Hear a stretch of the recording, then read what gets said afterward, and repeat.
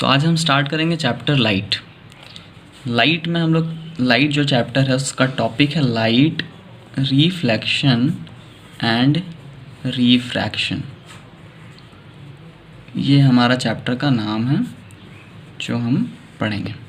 तो सबसे पहले हम देखते हैं कि लाइट होता क्या है। तो लाइट जैसे कि आप शुरू से देखते हुए आते हैं, आप हमेशा लाइट्स को देखते हैं, ऑब्जेक्ट्स को देखते हैं, क्या क्या चीज़ है ये हम लोग बेसिक तरीके से समझते हैं। तो एक पहले इसका प्रॉपर डेफिनेशन जो होता है वो देख लेते हैं कि लाइट होता क्या है। देखिए, एक स्टैंडर्ड डेफिनेशन होता है इसका, it is an electromagnetic radiation of the range which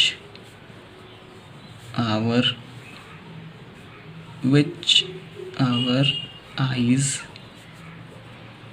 can perceive। ठीक है, मतलब कि ये एक इलेक्ट्रोमैग्नेटिक रेडिएशन होता है उस रेंज का जो कि हमारा ह्यूमन आई परसीव कर पाए या फिर उस रेज़ को देख पाए, अच्छे से विजिबल हो। इसका एक और डेफिनेशन था जो हम 7-8 क्लास में पढ़े थे। क्या पढ़े थे कि light is a form of energy through which we can see the objects around us. तो उसको भी देख लेते हैं क्या था वो। It is a form of energy, ये बेसिक इसका डेफिनेशन था, form of energy which enables us to see the things around us। तो लाइट क्या होता है कि एक ऐसा फॉर्म ऑफ एनर्जी है जिससे हम हमारे आसपास के ऑब्जेक्ट्स को देख पाते हैं। जो भी लाइट्स हैं उस जो लाइट रेज हैं उस ऑब्जेक्ट पे फॉल करते हैं और वो हमारे आइज़ पे रिफ्लेक्ट बैक करके उसका इमेज फॉर्मेशन होता है। तो ठीक है, आप समझ गए कि लाइट क्या होता है। अब एक इसका इम्पॉर्टेंट प्रॉपर्टी होता है कि light is a form of rectilinear propagation, या फिर इसको बोल सकते हैं लाइट फॉलोज रेक्टिलिनियर प्रोपेगेशन। ठीक है, दोनों एक ही चीज़ है। तो रेक्टिलिनियर क्या होता है? रेक्टिलिनियर का मतलब होता है इन अ स्ट्रेट लाइन। मतलब कि रेक्टिलिनियर प्रोपेगेशन लाइट का क्या होता है, मतलब it is the property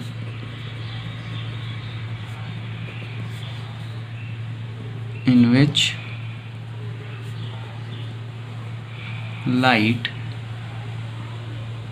travels in a straight line या पाथ बोल सकते हैं इसको।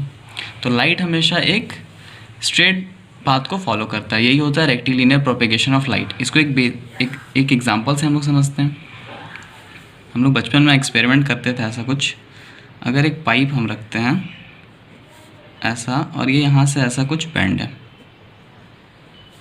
ऐसा यहाँ से एक बेंड है पाइप, और हम अपने आइज़ को यहाँ पर अगर सेट करेंगे, यहाँ से देखेंगे, तो क्या होगा, आइज़ पे हम लोग जो भी यहाँ से देखेंगे वो यहाँ से हम लोग को क्लियरली विजिबल नहीं होगा, क्योंकि लाइट जो है यहाँ से बेंड करके पास होगा तो वो नहीं हम देख पाएंगे।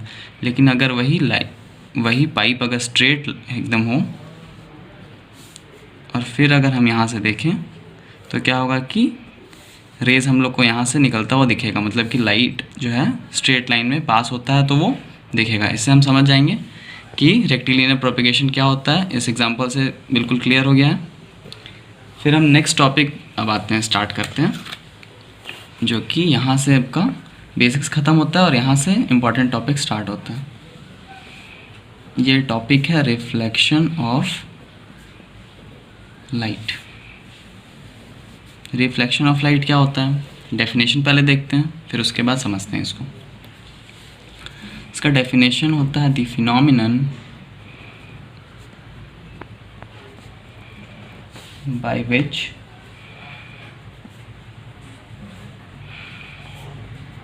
light bounces back after striking a hard, generally polished होता है ये, polished surface is called as reflection of light। मतलब कि क्या होता है, ये एक प्रोसेस है जिसमें कि लाइट जो है एक हार्ड ऑब्जेक्ट जो कि पॉलिश्ड होता है उस पर स्ट्राइक करते ही बाउंस बैक करता है उसी मीडियम में, तो उसको क्या बोलते हैं, रिफ्लेक्शन ऑफ लाइट। जैसे कि अगर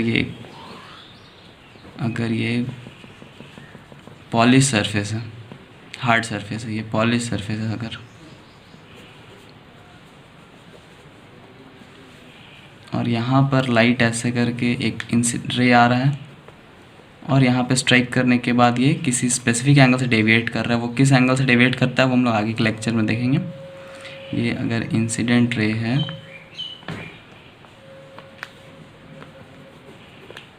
और ये रिफ्लेक्टेड रे है, ये किसी एंगल से डेविएट करता है। जब इंसिडेंट रे किसी हार्ड सरफेस को स्ट्राइक करे और वापस से बाउंस बैक होके उसी मीडियम में आ जाए, उसको बोलते हैं reflection of light.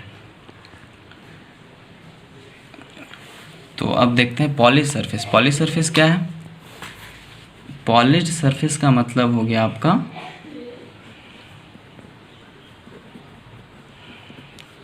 Smooth and shiny. जब भी ऐसा सरफेस होगा तभी रिफ्लेक्शन पॉसिबल है। ठीक है, तो ये समझ में आपको आ गया कि रिफ्लेक्शन ऑफ लाइट क्या होता है। अब देखते हैं कुछ लॉज होते हैं इसके। तो टॉपिक रहेगा हमारा नेक्स्ट, लॉज ऑफ रिफ्लेक्शन। इसमें दो सिंपल से लॉज होते हैं, आपको इजीली समझ में आ जाएगा। पहला लॉ क्या होता है? पहला लॉ होता है the angle of incidence is equals to the angle of reflection. ठीक है, इसको समझते हैं। अगर ये हमारा पॉलिश्ड सरफेस है,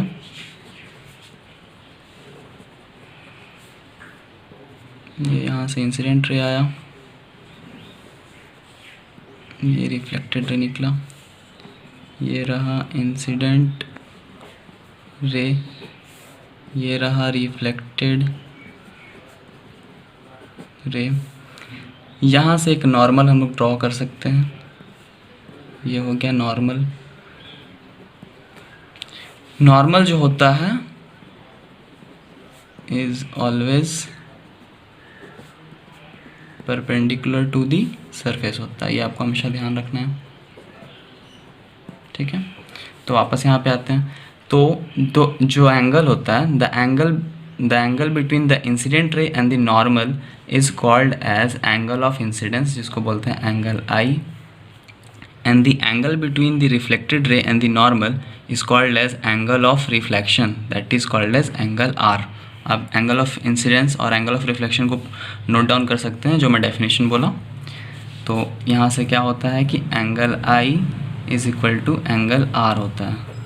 ये हो गया फर्स्ट लॉ ऑफ रिफ्लेक्शन। ऐसा ही सेकेंड लॉ क्या होता है? सेकेंड लॉ में आपको एकदम स्टैंडर्ड डेफिनेशन बिल्कुल एनसीईआरटी बुक से लिखा रहा हूँ कि आपको कोई भी प्रॉब्लम नहीं होगा। आप डायरेक्टली इसको लिखेंगे तो आपको बोर्ड में या सेमेस्टर एग्ज़ाम में फुल मार्क्स आएंगे। तो इसका डेफिनेशन क्या होता है? द इंसिडेंट रे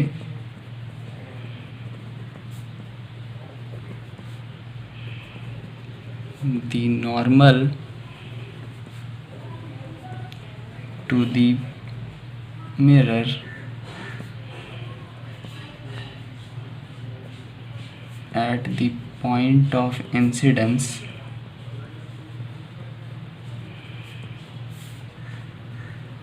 and the reflected reflected ray all lie in the same plane। ये आपका सेकेंड लॉ है। क्या होता है ये second law? The incident ray the normal to the mirror at the point of incidence and the reflected ray all lie in the same plane.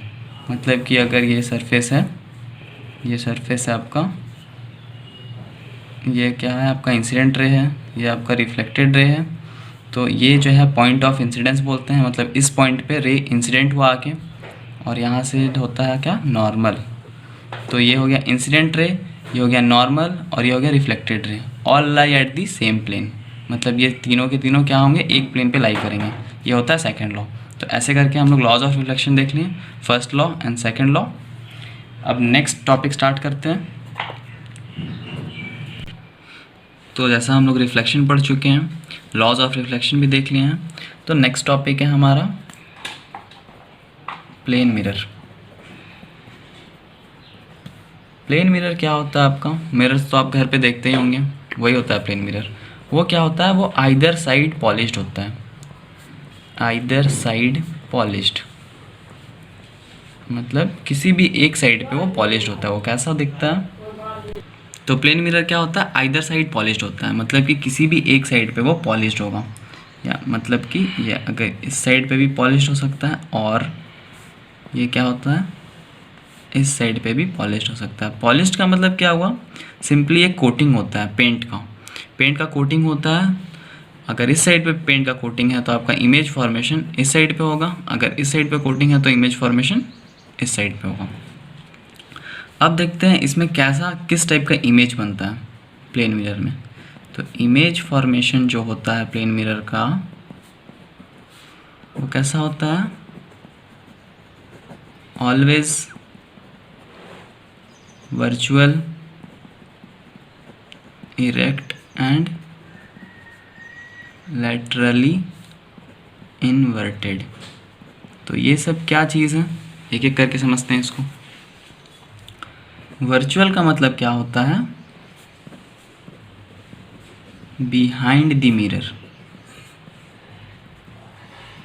Behind the mirror मतलब जो image formation होगा वो mirror के अंदर side पे होगा। मतलब अगर ऑब्जेक्ट आपका यहाँ पर है तो उसका इमेज यहाँ पर फॉर्म होगा, अगर ऑब्जेक्ट यहाँ पर है तो उसका इमेज यहाँ पर फॉर्म होगा, मतलब बिहाइंड द मिरर होगा।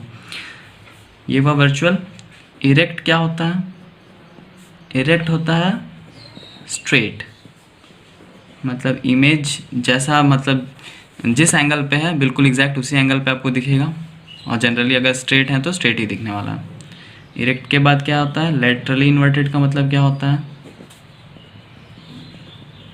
लैटरली इन्वर्टेड का मतलब होता है left appears as right and right appears as left. ये तो आप देखते ही होंगे, हमेशा नोटिस किए होंगे कि लेफ़्ट आपका राइट दिखता है और राइट आपका लेफ़्ट दिखता है। तो ये प्लेन मिरर के कुछ इमेज फॉर्मेशन होते हैं। कैसे होते हैं, virtual, erect and laterally inverted. यहाँ तक आपको अच्छे से समझ में आ गया होगा। अब एक और चीज़ है प्लेन मिरर का, ये भी एक तरह का प्रॉपर्टी ही है जो आपको समझना हो। क्या प्रॉपर्टी है, सपोज़ ये इस साइड पे पॉलिश्ड है, आपका ऑब्जेक्ट रखा हुआ है, आपका ऑब्जेक्ट है सपोज़ उसका हाइट है h और वो डिस्टेंस l पे रखा हुआ है प्लेन मिरर के, तो उसका जो इमेज फॉर्मेशन होगा कैसा होगा, वर्चुअल होगा, मतलब बिहाइंड द मिरर होगा। मतलब ऑब्जेक्ट यहाँ है तो उसका इमेज कहीं इधर पे बनना है, और कितने डिस्टेंस पे बनना है, वो एग्जैक्ट लेंथ l के बराबर बनेगा। मतलब जितने लेंथ पे वो रखा हुआ ऑब्जेक्ट है मिरर के अंदर, एग्जैक्ट उतने ही अंदर पे बनेगा, और उसका जो हाइट होगा वो भी एग्जैक्ट सेम होगा। तो ये भी एक लॉ क्या हो गया कि प्लेन मिरर पे सेम डिस्टेंस पे रखा हुआ ऑब्जेक्ट सेम डिस्टेंस पे ही उसका इमेज फॉर्मेशन होगा, और सेम साइज़ का होगा, मतलब सेम हाइट का होगा। ठीक है, तो ये हो गया आपका प्लेन मिरर कंप्लीट हो गया।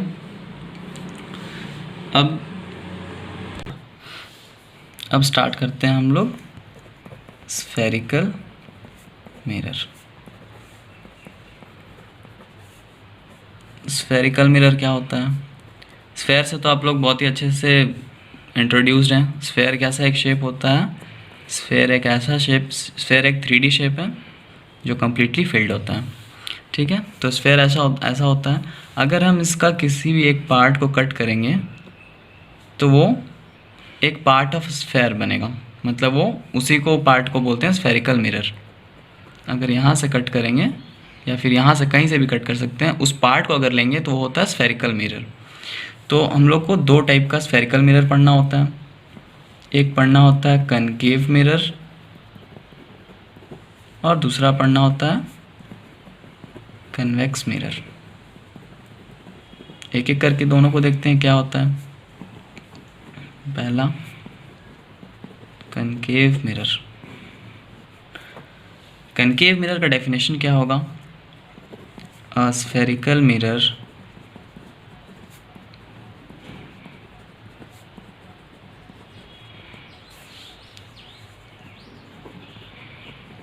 whose reflecting surface is curved inside।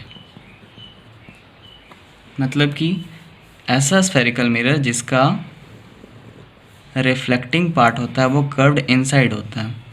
मतलब कि एक और इसको ऐसे भी समझिए कि इसका पॉलिश जो होगा आउटसाइड होगा। क्या होगा इसका? Outside polished. आउटसाइड पॉलिश्ड है तभी तो अब जैसे कि अगर इस साइड पेंट है तो इसका इमेज फॉर्मेशन इस साइड पे होना है। तो वही तो ये कह रहा है कि spherical mirror whose reflecting surface is curved inside. मतलब इसका रिफ्लेक्टिंग सरफेस ये है, ये कैसा है? कर्व्ड इनसाइड है, ठीक है। तो वैसे ही हम लोग देखते हैं सेकंड क्या है? Convex mirror. इसका डेफिनेशन क्या हो जाएगा? स्फेरिकल मिरर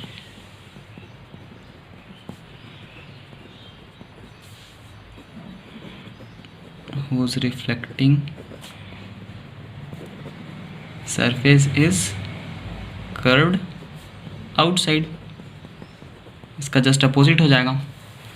मतलब कि इसका रिफ्लेक्टिंग सरफेस जो होगा वो कर्व्ड आउटसाइड होगा। मतलब इसका जो पॉलिश्ड होगा वो इनसाइड होना है, इनसाइड पॉलिश्ड। इनसाइड पॉलिश्ड होगा और इसका रिफ्लेक्टिंग सरफेस क्या हो गया? Outside, curved outside. मतलब ऐसा कर्व जो है आउटसाइड है, वही डेफिनेशन है। अब क्या है, कुछ टर्म्स रिलेटेड होते हैं इनसे, स्फेरिकल मिरर से, तो वो एक एक करके टर्म समझते हैं। वो टर्म समझना बहुत ही इंपॉर्टेंट है, तभी आपको आगे का चीज़ बिल्कुल अच्छे से समझ में आएगा। तो terms related to spherical mirror, कुछ टर्म्स हैं उनको समझते हैं।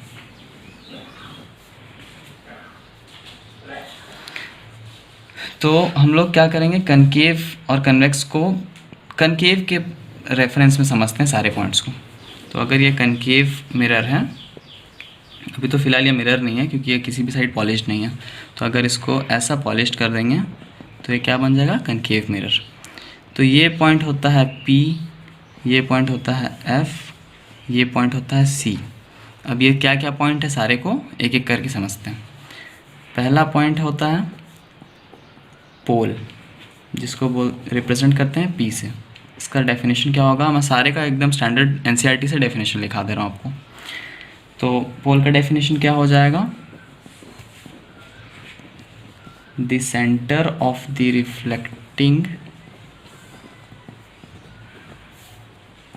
surface of a spherical mirror is a point called pole। मतलब कि पोल क्या हो गया? The centre of the reflecting surface. Reflecting surface क्या है आपका? ये रिफ्लेक्टिंग सरफेस है, तो इसका ये जो सेंटर है उस सेंटर को बोलते हैं pole of the spherical mirror, ठीक है। सेकंड पॉइंट क्या है आपका?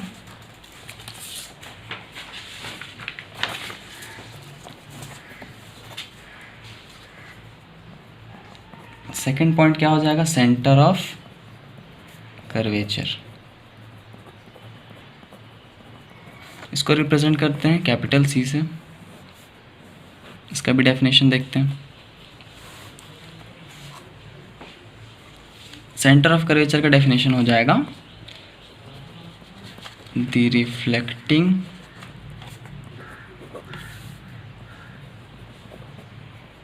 Reflecting surface of a spherical mirror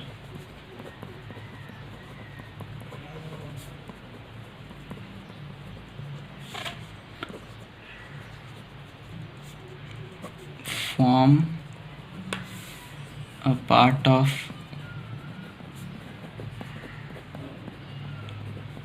sphere, the center of that sphere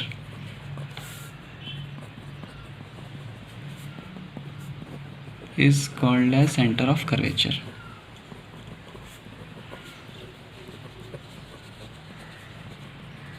मतलब कि जो रिफ्लेक्टिंग सरफेस होता है जो स्फेरिकल मिरर का, वो एक पार्ट ऑफ स्फेयर होता है, जैसे कि हम पहले ही पढ़ चुके हैं।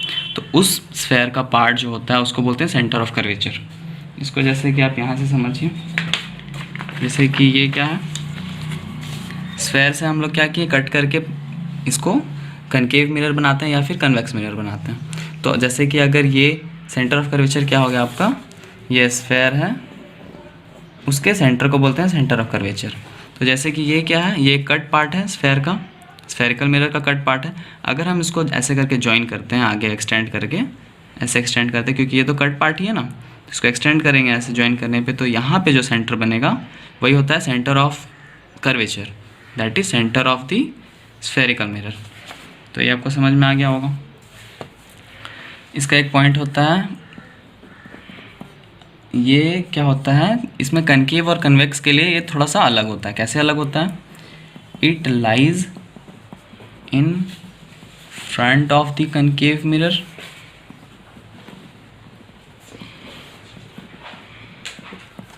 And behind the convex mirror,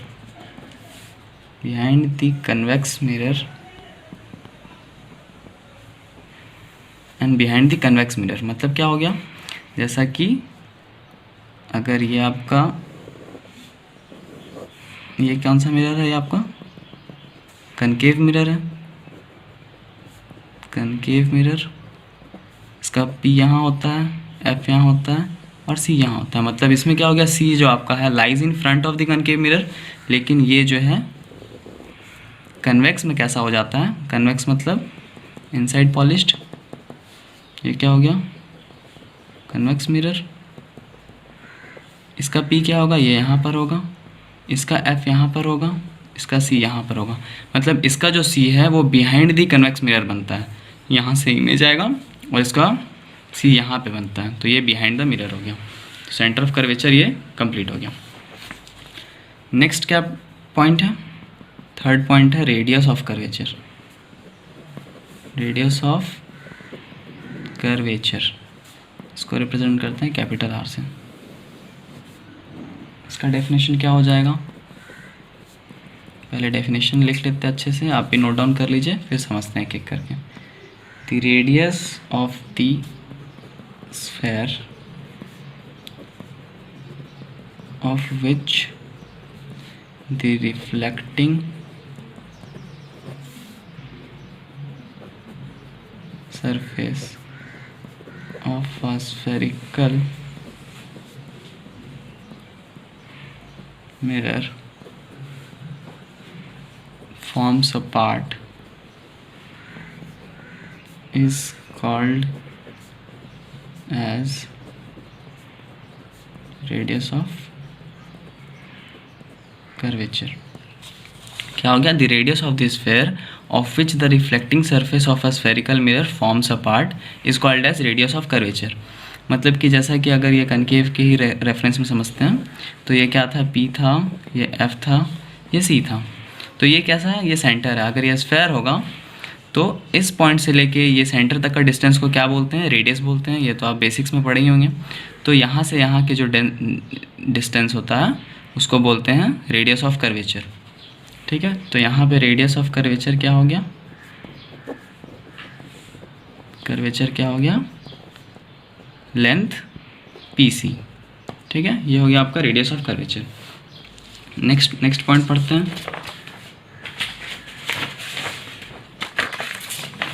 next point क्या हो गया आपका?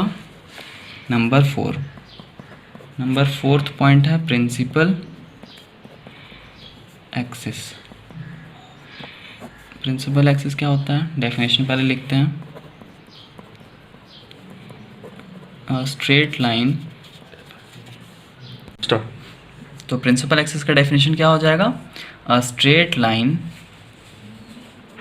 Passing through the pole and the center of curvature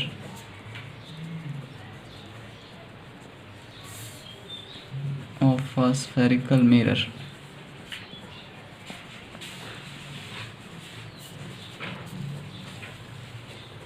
is called as principal axis। एक चीज़ और इसके बारे में जान लीजिए, फिर अच्छे समझते हैं। It is always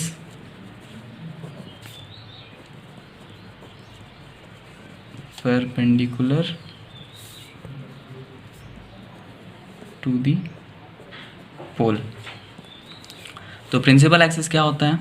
a straight line passing through the pole and the centre of curvature of a spherical mirror is called as principal axis. तो अगर ये पोल है, अगर ये F है, अगर ये C है, तो क्या है? एक स्ट्रेट लाइन जो कि पास कर रहा है आपके पोल से एंड सेंटर ऑफ कर्वेचर से, तो उस लाइन को क्या बोलते हैं? Principal axis. तो यहाँ पर ये जो लाइन है, ये कैसा लाइन हो गया? ये प्रिंसिपल एक्सिस हो गया। यही लाइन आपका प्रिंसिपल एक्सिस होता है। और ये जो पॉइंट P है, पॉइंट P, इसको हम ऐसे भी देख सकते हैं एक्सटेंड करके। तो ये प्रिंसिपल एक्सिस हमेशा क्या होगा? इस पॉइंट से हमेशा परपेंडिकुलर होता है, नॉर्मल होता है। नेक्स्ट पढ़ते हैं। नेक्स्ट टॉपिक है एकदम जो नोट्स है आपको एकदम स्टैंडर्ड एकदम लिखाया जा रहा है NCERT से, आप तो इसको line by line note down कर सकते हैं, अच्छे से नोट्स प्रिपेयर कर सकते हैं, आप इसी को एग्ज़ाम में लिखें। तो नेक्स्ट है आपका प्रिंसिपल फोकस। प्रिंसिपल फोकस जिसको रिप्रेजेंट करते हैं कैपिटल F से। इसको बताने से पहले मैं आपको 1-2 टर्म बता देता हूँ, आप पढ़े ही होंगे, फिर भी एक बार ध्यान कर लीजिए इसको। कन्वर्ज और डाइवर्ज का क्या मतलब होता था, या पॉइंट ऑफ कन्वर्जेंस बोलिए या पॉइंट ऑफ डाइवर्जेंस बोलिए।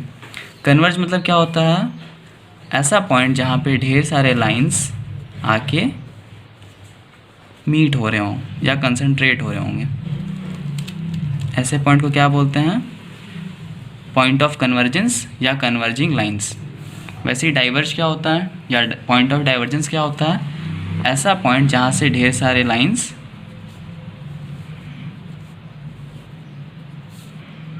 प्रोड्यूस हो रहे हों। तो ये आपको समझ में आ गया कि कन्वर्जेंस या पॉइंट ऑफ कन्वर्जेंस और पॉइंट ऑफ डाइवर्जेंस क्या होता है। तो अब देखते हैं principal focus.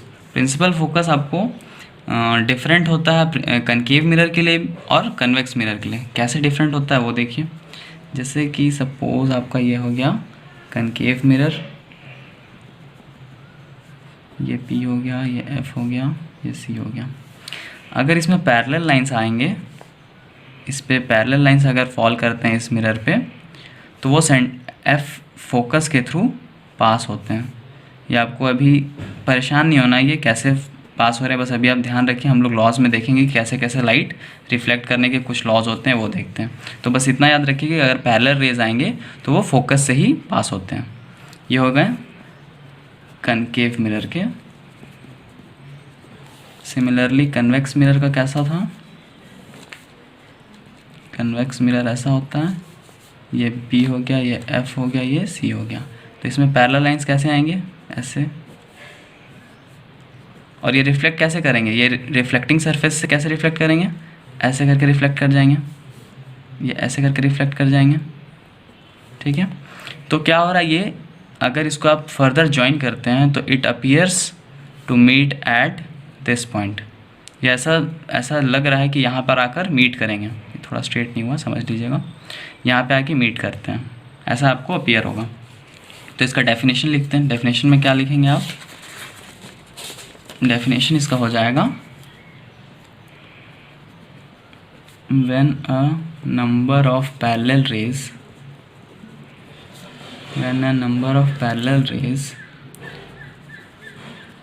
fall on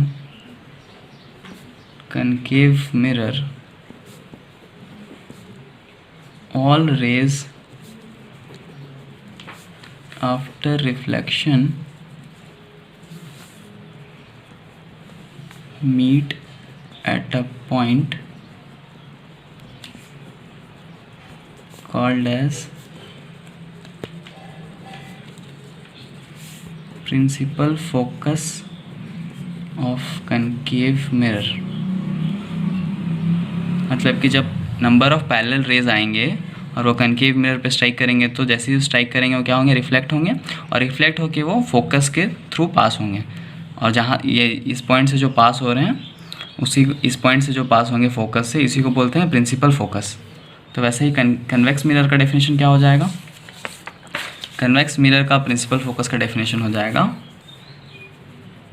when number of parallel rays fall on convex mirror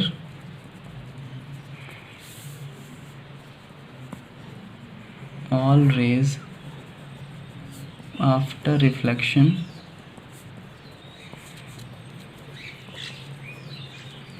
appears to meet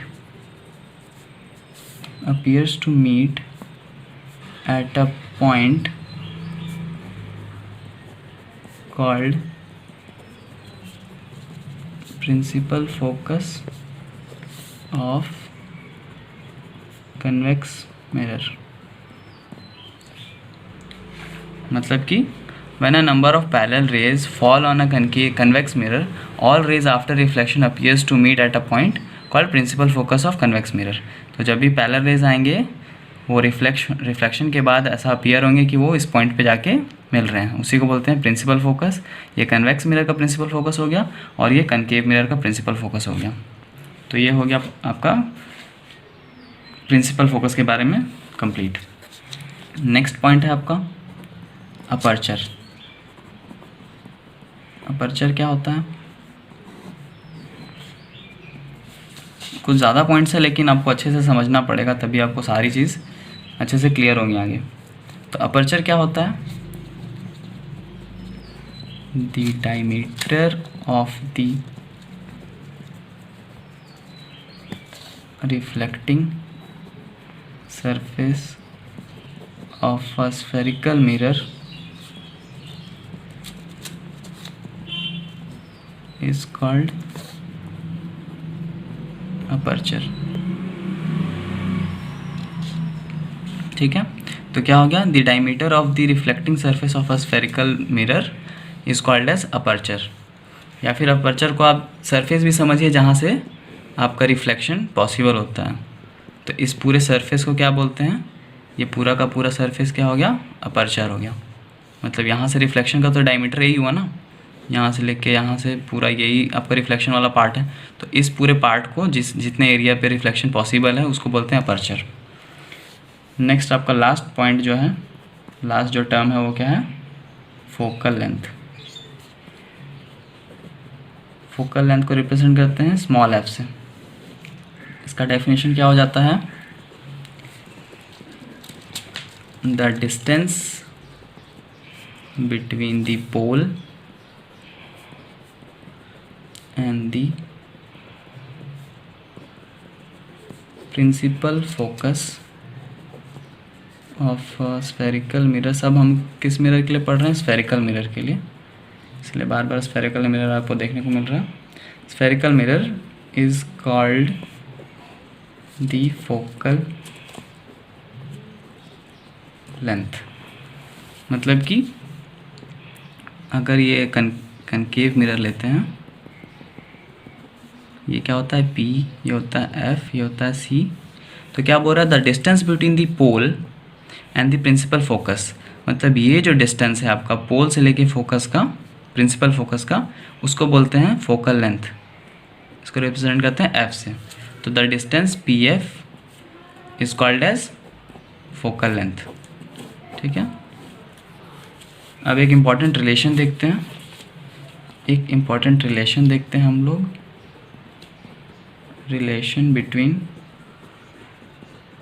radius of curvature R and focal length F. ये रिलेशन आपको यूज़ आएंगे जब आगे लेक्चर्स में हम न्यूमेरिकल सॉल्व करेंगे, तो ये रिलेशन का बहुत यूज़ होने वाला है। तो बिल्कुल बेसिक सा है, देखिए इसको, ये होता था P, ये होता था F, ये होता था C। तो यहाँ से जो पोल से लेके फोकस का, प्रिंसिपल फोकस का डिस्टेंस था, वो अभी हम लोग पढ़े, उसको क्या बोलते थे, फोकल लेंथ। और अभी थोड़ी देर पहले क्या पढ़े थे हम लोग, the distance between the pole and the centre of curvature, उसको क्या बोलते थे हम लोग, रेडियस ऑफ कर्वेचर बोलते थे, R। कुछ टाइम पहले ही हम लोग पढ़े कि the distance between the pole and the centre of curvature is called as radius of curvature. ठीक है, तो यहाँ से आप क्या देख रहे हैं, एक रिलेशन आपको सिंपल सा दिख रहा होगा कि ये डिस्टेंस का जस्ट हाफ जो है वो f है, मतलब कि r इक्वल्स टू 2f होता है, दैट इज